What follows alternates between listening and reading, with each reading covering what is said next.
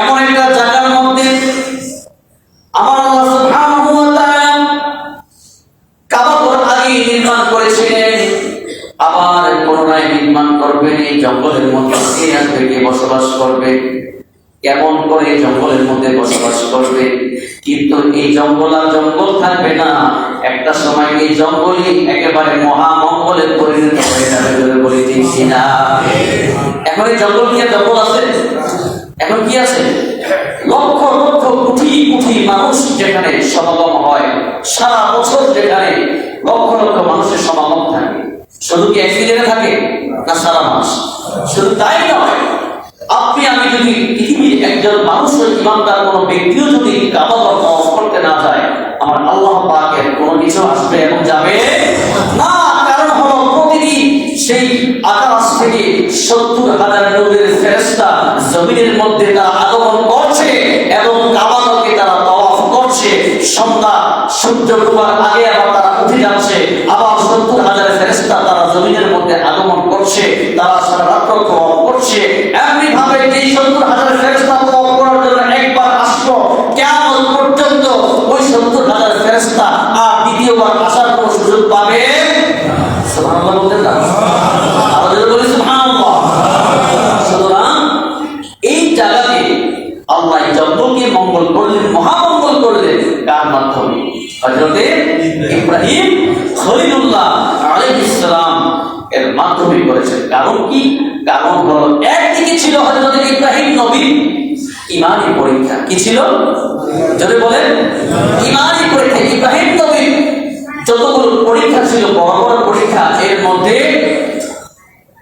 যেটা সেরা পরীক্ষা, শ্রেষ্ঠ পরীক্ষার মধ্যে একটি পরীক্ষা হলো আল্লাহ সুবহানাহু ওয়া তাআলা সেই ৮০ বছর ৯০ বছর পরে বৃদ্ধ বয়সে একটি সন্তান দিয়েছেন।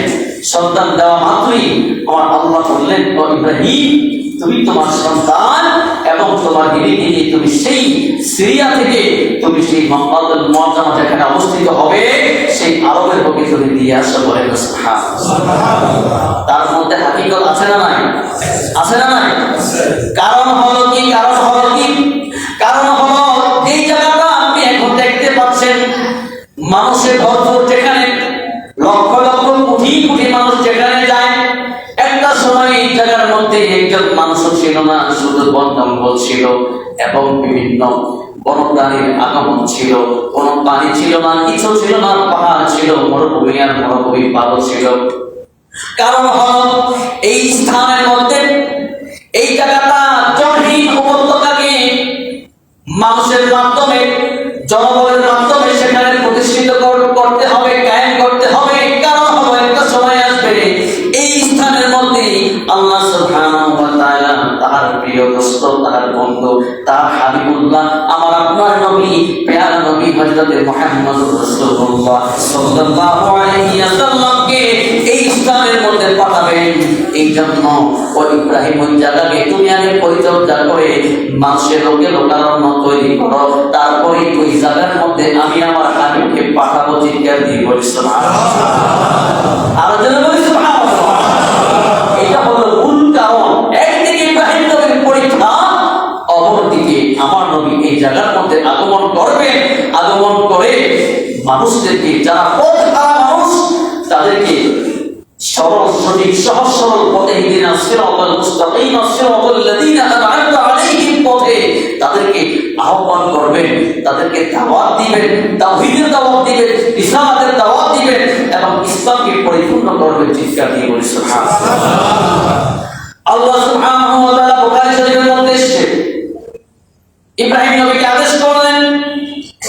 ইব্রাহিম নবী দুধের ছোট্ট শিশু হযরত ইসমাঈল জবিউল্লাহ আলাইহিস সালাম এবং তার বিবি মা হাজরা রাদিয়াল্লাহু তাআলা আনহাকে আল্লাহ রাব্বুল আলামিনের আদেশে সেই সুদূর সিরিয়া থেকে তাদেরকে সঙ্গে করে নিয়ে হিজরত শুরু করলেন, রওনা করলেন। যখনই এই মরুভূমির বুকে এই মক্কাতুল মুকাররমা মক্কা নগরীতে যখনই আগমন করলেন, কোনো মানুষ নাই, কোনো পানি নাই, কোনো খাবারের ব্যবস্থা নাই, একেবারে মরুভূমি এবং চতুর্দিকে পাহাড়। সাফা মারওয়া যেখানে পাহাড় রয়েছে, অন্যান্য পাহাড় রয়েছে, যখন ওই স্থানের মধ্যে আগমন করলেন, করার পরে তাদেরকে একটা জায়গার মধ্যে রাখলেন। রাখার পরে ইব্রাহিম খলিলুল্লাহ তিনি আর পিছনের দিকে ফিরে তাকালেন না, তাদেরকে সেখানে রেখে মাত্র এক মস্ত পানি ছিল, এক মস্ত মানে এক জগ এরকম হবে, এক মস্ত পানি, 1 লিটার অথবা 2 লিটার পানি মাত্র, এবং কিছু খেজুর ছিল খাবারের মধ্যে, এতটুকুই অবশিষ্ট ছিল, আর কিছু ছিল না, অথবা অল্প কিছু খেজুর এবং এক মস্ত পানি। তার সন্তান এবং স্ত্রীকে ওই স্থানের মধ্যে রেখে তিনি চলে যেতে লাগলেন। জোরে বলি সুবহানাল্লাহ। যখন ইব্রাহিম নবী চলে যাচ্ছেন, বিবি সন্তানকে মরুভূমির মধ্যে শোয়া একটা দৌড় দিয়ে পিছন পিছন যাচ্ছেন এবং যাচ্ছেন। ও প্রাণের স্বামী, আপনি এই জনহীন উপত্যকায় মরুভূমির মধ্যে নির্জন জঙ্গলের মধ্যে আমাদেরকে রেখে আপনি কোথায় চলে যাচ্ছেন, কোথায় চলে যাচ্ছেন স্বামী গো? একটা মানুষ বলে যান, ইব্রাহিম নবী কোনো কথা সাড়া দেয় না। যখনই কয়েকবার বলতে লাগলেন, বলার পরে মা হাজেরা ডেকে বললেন, ও আমার স্বামী, আপনি কি ওই মহান মনিবের নির্দেশে, আল্লাহ পাকের আদেশে কি আপনি আমাদেরকে এখানে রেখে যাচ্ছেন? তখনই ইব্রাহিম নবী জবাব করলেন, বললেন, ও বিবি, ও আমার বিবি, প্রাণের বিবি, শোনো শোনো, অবশ্যই অবশ্যই না, আমি আমার মহান মাওলার আদেশে আমি তোমাদেরকে এই জায়গার মধ্যে রেখে যাচ্ছি। জোরে বলি সুবহানাল্লাহ। বিবি ডেকে বলল, স্বামী গো, তাহলে যার যার আমাদের আর কোনো চিন্তা নাই, যার আমানতে, যার নির্দেশে আপনি আমাদেরকে রেখে যাচ্ছেন তিনি আমাদেরকে হেফাজত করবেন। ঈমান কাকে বলে দেখেন, ধৈর্য ধারণ কাকে বলে দেখেন। এই জমানায় যদি আপনি আপনার সন্তান স্ত্রীকে যদি দিনের সাথে যদি আপনি কিশোরী রেখে যান, সংসারের মধ্যে অশান্তি সৃষ্টি হয়ে যায়। যারা বলি ঠিক কিনা, যারা বলি ঠিক কিনা। আমরা শুনতে ভালো লাগে, আমরা মানি, কিন্তু আমরা কর্মে পরিণত করি না, করি না। তাদের ঈমানটা যেমন মজবুত ছিল, তাদের সম্মান, তাদের পুরস্কারটাও তত বড় হবে, ঠিক কিনা। আপনার আমার ঈমান দুর্বল, এই জন্য আমাদের পুরস্কারটাও ছোট হবে। যখনই হযরত ইব্রাহিম খলিলুল্লাহ তিনি হাঁটতে হাঁটতে হাঁটতে হাঁটতে যখনই চলে গেলেন, সেই একটা স্থানের মধ্যে যখন চলে গেলেন, যেখান থেকে ওনার বিবি এবং ওনার সন্তানকে আর দেখা যায় না, এমন একটা স্থানের মধ্যে এতটুকু দূরত্বের মধ্যে চলে গেলেন। যাওয়ার পরে তিনি যেখানে কাবাঘর তৈরি করা হবে, যে স্থানের মধ্যে বিবি এবং সন্তানকে রেখে যাচ্ছেন, সেই কাবাঘরের দিকে মুখ ফিরে, কিবলার দিকে মুখ ফিরে হাত তুলে আল্লাহর কাছে ফরিয়াদ করছেন, আল্লাহ গো, আল্লাহ গো, আপনার কাছে ফরিয়াদ, আমার এই সন্তান এবং বিবি যেন তারা নামাজ প্রতিষ্ঠা করে। বলেন না সুবহানাল্লাহ। কি দোয়া করে? যেন নামাজ প্রতিষ্ঠা করে। আল্লাহ গো, তারপরে আপনি এই স্থানের মধ্যে মানুষদের আনাগোনা ব্যবস্থা করে দিন, যেন মানুষরা যেন তাদের সহযোগিতা, সুখে দুঃখে যেন তাদেরকে সহযোগিতা করে। বলেন না সুবহানাল্লাহ। শুধু তাই নয়, আল্লাহ গো, আপনি তাদেরকে ফল ফলাদির দ্বারা আপনি তাদেরকে ভরপুর করে দিন। বলেন সুবহানাল্লাহ। এই তিনটি দোয়া ইব্রাহিম খলিলুল্লাহ তার সন্তান এবং মা হাজেরার জন্য করলেন। করার পরে তিনি সেখান থেকে চলে গেলেন। শুরু হয়ে গেল ইমানের পরীক্ষা, একদিকে স্বামীর পরীক্ষা, একদিকে স্ত্রীর পরীক্ষা। কত বড় পরীক্ষা, যেখানে কোনো মানুষ নাই, কোনো মানুষ নাই, জনহীন উপত্যকা, যেখানে কোনো প্রাণী নাই, আছে শুধু খালি জঙ্গলের মধ্যে বড় বড় বাঘ, সিংহ, চতুর্দিকে মরুভূমি, কোনো পানি নাই, কোনো কিছু নাই।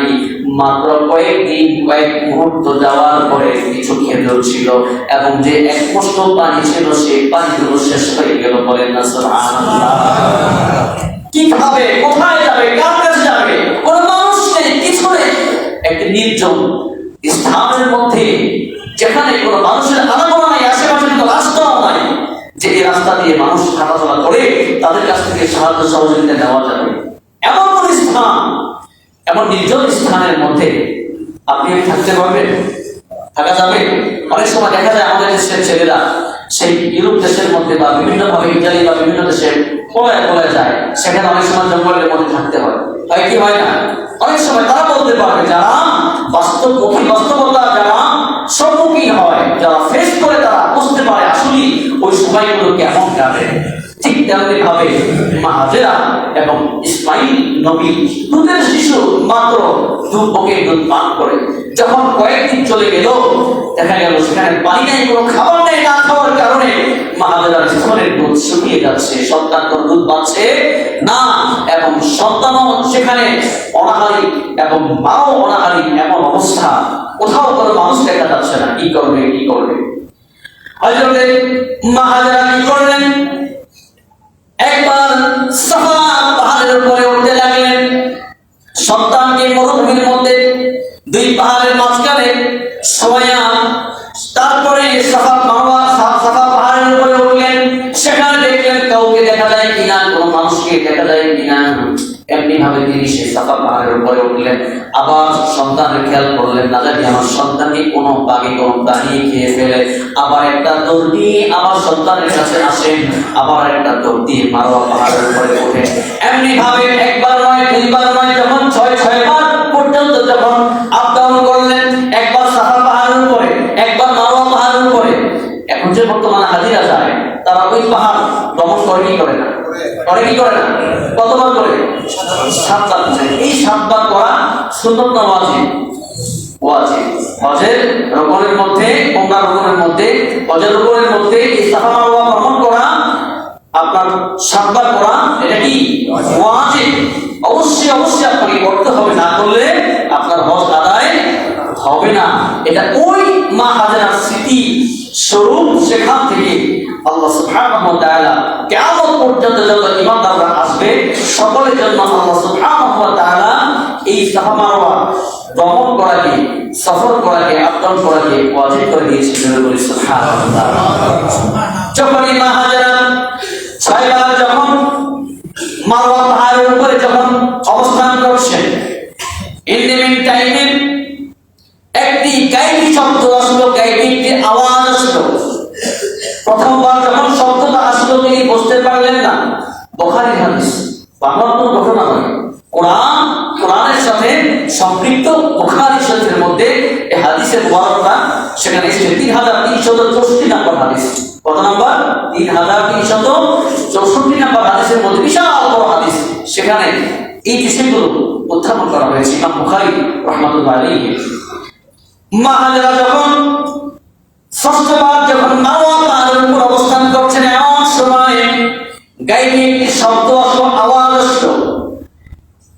অল্প বুঝলেন, পরিপূর্ণভাবে বুঝতে পারলেন না। আবার দ্বিতীয়বার যখন শব্দ আসলো, আওয়াজ আসলো, তখন তিনি স্পষ্টভাবে বুঝতে পারলেন মনে হয় কোন একজন ব্যক্তি কথা বলতেছে। বলেন না সুবহানাল্লাহ। কিন্তু ওই ব্যক্তিকে দেখা যাচ্ছে না, দেখা যাচ্ছে না, শুধু শব্দ সেখানের মধ্যে কথোপকথন শব্দ শোনা যায়।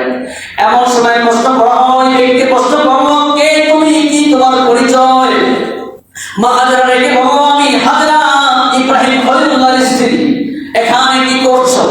এই নির্জন এলাকার মধ্যে কি করছো? কি তোমার এখানে কাজ? ডেকে বলল, ইব্রাহিম খলিলুল্লাহ আমার স্বামী, তিনি আল্লাহ রাব্বুল আলামিনের নির্দেশে, আল্লাহ রাব্বুল আলামিনের আমানতে তিনি আমাদেরকে এই জমিন উপত্যকার মধ্যে রেখে গেছেন। বলেন না সুবহানাল্লাহ। তখন ওই ব্যক্তি, আগন্তুক ব্যক্তি যাহার কণ্ঠ শ্রবণ করলো, দেখা যাচ্ছে না, তিনি বললেন, তাহলে তোমাদের কোনো ভয় নাই, চিন্তার কারণ নাই। যার আমানতে, যাহার নির্দেশে তোমাদেরকে এই জমিন উপত্যকার মধ্যে রেখে গেছে, একমাত্র তিনি তোমাদেরকে সুখে দুঃখে সর্ব অবস্থায় রক্ষা করবেন, হেফাজত করবেন। বলেন না সুবহানাল্লাহ। আজকে যেখানে জমজমের অবস্থিত, আপনারা যে হাজিরা যেখানে লক্ষ লক্ষ টন এখান থেকে পানি বের হচ্ছে, কিন্তু শেষ হচ্ছে না, ঠিক কিনা? যারা ওমরা করতে গেছেন, হজ করতে গেছেন, জমজম পানি আনেন না? কি বলেন? আসলে যারা গিয়েছেন সবার ঘরে ঘরে কিন্তু পানি আছে, জমজমের পানি। এটা কিভাবে হলো? বুখারীর মধ্যে সে ওই স্থানের মধ্যে যেখানে ইসমাইল জবিউল্লাহকে যেখানে শোয়াইছিলেন মা হাজেরা, তাহার পাশেই ওই আগন্তুক ব্যক্তি তাহা পায়ের গোড়ালি দিয়ে বসা দিয়েছে। দেওয়ার পরে সেখান থেকে পানির ফোয়ারা বের হয়ে গিয়েছে। চিৎকার দিয়ে বলে সুবহানাল্লাহ। যখন এই পানির ফোয়ারা বের হয়ে গেল, যাওয়ার পরে মা হাজেরা দেখতে পেলেন যে পানি বের হচ্ছে তারপরে একটা দৌড় দিয়ে মারওয়া থেকে সাফা এই সাতবার যখন আক্রমণ করলেন, করার পরে একটা দৌড় দিয়ে যখন ওই জায়গার মধ্যে আসলেন, আসার পরে সঙ্গে সঙ্গে চতুর্দিকে বালি দিয়ে মাটি দিয়ে ওই পানির ফোয়ারাটাকে আবদ্ধ করলেন। জোরে বলি সুবহানাল্লাহ। আমার মায়া নবী থেকে বলতেছেন, হাদিসে মুবারকার মধ্যে এসেছে, ওই মুহূর্তে যদি মা হাজেরা যদি পানি যদি চতুর্দিকে যদি বাদ না দিত, যদি বেড়িবাঁধ না বানাইতো, পানিকে যদি আবদ্ধ না করতো, তাহলে ওই পানির ফোয়ারায় একেবারে আরবের বুক, একেবারে সমস্ত বুক, আরবের জমি একেবারে পানিয়ে ছয়লাভ হয়ে যেত, লাভ হয়ে যেত। বলেন না সুবহানাল্লাহ। আজকে হাজিরা সেখানে যায়, হাজার হাজার টন পানি সেখান থেকে উত্তোলন করা হয়, কিন্তু পানি শেষ হয়, কারণ এই পানি দেখে কে দেয়? জান্নাতের একটি নহরের নাম হলো জমজমের একটি ফোয়ারা। বলেন না সুবহানাল্লাহ। দুনিয়ার সেই জান্নাত থেকে যে পানি, যেই দুটি নহর এসছে, একটি নহর হলো এই আবে জমজমের পানি, যেখান থেকে আপনি হাজিরা এই পানি পান করলে আপনি দেখবেন, যেখানে আপনি হজ করতে যান, ওমরা করতে যান, অনেক কষ্ট হয়, ঠিক কিনা? মরুভূমির মধ্যে আমরা বিভিন্ন দেশের মানুষ যাই, ওই দেশের আবহাওয়ার সঙ্গে খাপ খাওয়াটা আমাদের অনেক কষ্টকর হয়ে যায়, ঠিক কিনা? কিন্তু এই পানি খাওয়ার কারণে দেখবেন আপনার ক্ষুধা কম লাগে না বেশি লাগে? ক্ষুধা লাগে? ক্ষুধা লাগে না। আপনি যত পানি পান করছেন, পানি পানের মাধ্যমে আপনি দীর্ঘ সময় থাকতে পারবেন, কারণ একমাত্র আরবের মানুষ যারা, একমাত্র তারাই হাদিস সাক্ষী দেয়, গোশত এবং পানি পান করে তারা থাকতে পারে দীর্ঘ সময়। কিন্তু অন্য কোন দেশের মানুষ শুধু এই দুই খাবার খেয়ে থাকতে পারবে? আমরা বাঙালিরা পারবো? আমাদের প্রসিদ্ধ খাবার কি? মাছের ভাত। বাঙালি আমরা ভাত যত বেশি খাই, ভাত মাছ না হলে কিন্তু আমাদের চলে না, ঠিক কিনা? কিন্তু আরবের পক্ষে একমাত্র তারাই, তাদের দ্বারা সম্ভব, কারণ তাদের জন্য দোয়া করেছেন, এই জন্য তারা শুধু গোশত এবং পানি পান করে তারা দীর্ঘ সময়, মাসের পর মাস, বছরের পর বছর তারা অতিবাহিত করতে পারে। তাদেরকে সেই ক্ষমতা দিয়েছেন কে? কে দিয়েছেন? যখনই যে ব্যক্তির আগমন, যার মাধ্যমে, যার পায়ের মাধ্যমে এই পানির ফোয়ারা উত্তোলন হয়েছে, তিনি আর কেউ নয়, তিনি হলেন আল্লাহ রাব্বুল আলামিনের পক্ষ থেকে হযরতে জিবরাইল আলাইহিস সালামকে আমার আল্লাহ পাঠিয়ে দিয়েছেন। বলেন না সুবহানাল্লাহ। আলোচনা করি সুবহানাল্লাহ। জিবরাইলকে আল্লাহ পাঠিয়ে দিলেন, ও জিবরাইল যাও, চলে যাও, আমার বান্দী, আমার পয়গম্বর, আমার ইসমাঈল সেখানে সেই মরুভূমির মধ্যে একা একা সেখানে বসবাস করছে, তারা অনাহারে জীবন যাপন করছে, এখনই চলে যাও, তারা পরীক্ষায় পাস করেছে, তুমি এখনই চলে যাও, সেখানে গিয়ে তাদের পানির ব্যবস্থা করে দাও। বলে না সুবহানাল্লাহ।